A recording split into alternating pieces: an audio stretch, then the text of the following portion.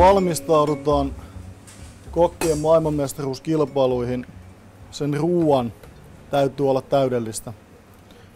Siihen käytetään tuhansia tunteja, että se saataisiin hiottua mahdollisimman hyväksi. Kilpailun voitto tai menestyminen siinä, se on kaikki kiinni pienissä yksityiskohdissa. Se, joka pystyy tekemään kaikki yksityiskohdat täydellisesti, yleensä voittaa kilpailu.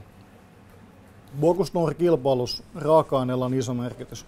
Me ollaan koitettu löytää kaikki parhaat jutut, mitä Suomella on tarjota. Kaaviportsiini kuuluu ehdottomasti niihin. Kun me valmistaudutaan kokkien maailmanmestaruuskilpailuihin, kaikki pienet asiat merkitsee. Raaka-aineet, työtavat,